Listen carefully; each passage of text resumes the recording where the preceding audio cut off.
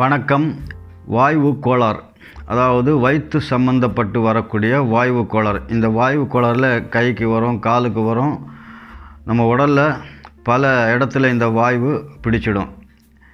இப்போ பார்க்குறது வயிற்று பகுதிக்கு மட்டும்.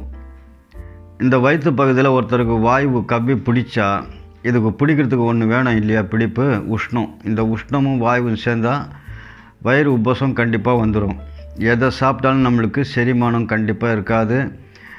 மலமும் நல்லா ஃப்ரீயாக போக முடியாதுங்க, முக்கி போவாங்க. அந்த மாதிரி இந்த வயிற்று பிரச்சனை நிறைய உபாதைகள் கொடுக்கும். வெளியே சொல்ல முடியாத அளவுக்கு பிரச்சனைங்க அனுபவிக்கிறது இருக்குது. இப்படிப்பட்ட வயிற்று பிரச்சனைக்கு ஒரு எளிய மருந்து தான் நம்ம பார்க்க போகிறோம். இப்போ பார்க்கக்கூடியது சுக்கு. இந்த சுக்கு 50 கிராம் எடுத்துக்கணும். நம்ம பார்க்கக்கூடியது ஓமம்.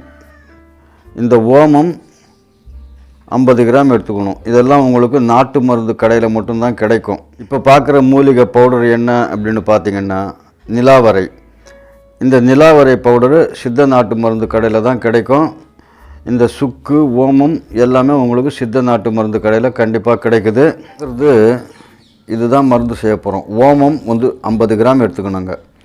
சுக்கு, இந்த சுக்கு ஒரு 50 கிராம் எடுத்துக்கணும்.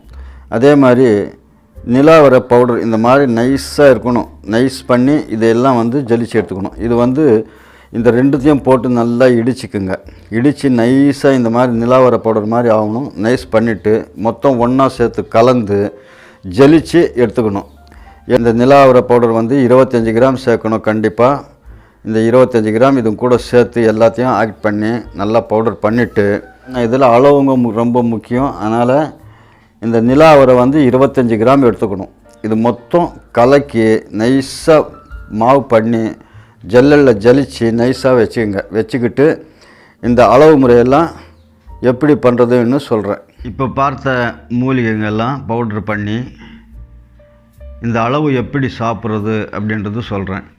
2 சிட்டிக்கு அளவு வாயில் போட்டு தண்ணி குடிச்சிடணும். இது எப்போ தெரியுமா? சாப்பிட்டு ஆன பிறகு ஒரு 10 நிமிஷம் கழித்து நம்ம வாயில் போட்டு தண்ணி குடிச்சிடலாம்.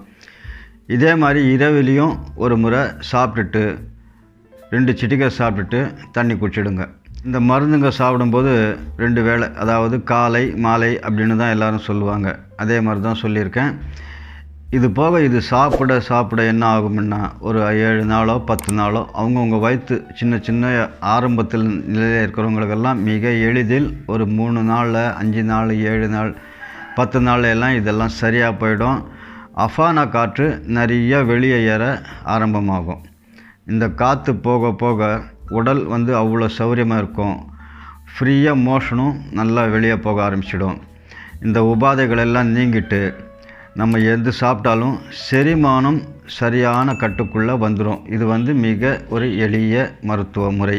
சீக்கிரமாக இந்த வயிற்று பிரச்சனை சரியாகுமா அப்படின்னு சொன்னால் நிறைய காய்கறிங்க முதல்ல எடுத்துக்க ஆரம்பம் பண்ணணும். பண்ணிக்கிட்டே வரும்போது மிக எளிதில் சரியாகும். இது இல்லாமல் இந்த மருந்து சாப்பிட்டு ஒரு 7 நாளோ 10 நாள் சாப்பிட்றீங்கன்னு வச்சுங்க, காலை மாலை துரித உணவுகள் எடுத்துக்கக்கூடாது. எண்ணெயில் பொரித்த பதார்த்தம் எடுத்துக்கக்கூடாது. அதே மாதிரி மாமிச பொருள் எந்த மாமிசமாக இருந்தாலும் சரி எடுக்காமல் இருக்கிறது ரொம்ப உத்தமமாக இருக்கும். ஏன்னா இது ஏற்கனவே நம்ம வயிறு ஃபுல்லாக ஜாம் ஆகிருக்கும்.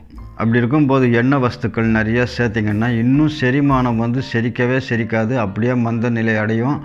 அதனால் இந்த மருந்து சாப்பிடும்போது ஃப்ரீயாக நீங்கள் இதெல்லாம் கொஞ்சம் ஒரு 7 நாள் தள்ளி வச்சுட்டு இது செஞ்சிங்கன்னா உங்கள் உபாதைகள் முற்றிலும் கண்டிப்பாக தீரிடும். ஏற்கனவே இந்த மாதிரி பதிவுங்க நிறைய போட்டிருக்கோம். வாய்வு சம்மந்தப்பட்ட விஷயமும் சரி, வயிற்று சம்மந்தப்பட்டு வரக்கூடிய விஷயத்துக்கும் நிறைய போட்டிருக்கோம். வயிற்று உப்பசம், வயிற்று செரிமானம், கடுமையான வயிற்று வலி, இந்த மாதிரி பிரச்சனை இருக்கிறவங்களுக்கு வயிற்று பிரச்சனைகளுக்கு நிறையா வீடியோ பதிவு போட்டிருக்கோம். இது பார்க்காதவங்க அது போய் பாருங்கள். நன்றி, வணக்கம். மேலும் இது போன்ற மருத்துவ குறிப்புகளுக்கு இந்த சேனலை சப்ஸ்கிரைப் செய்யவும், அருகில் இருக்கும் பெல் பட்டனை கிளிக் செய்து ஆலில் செட் செய்யவும்.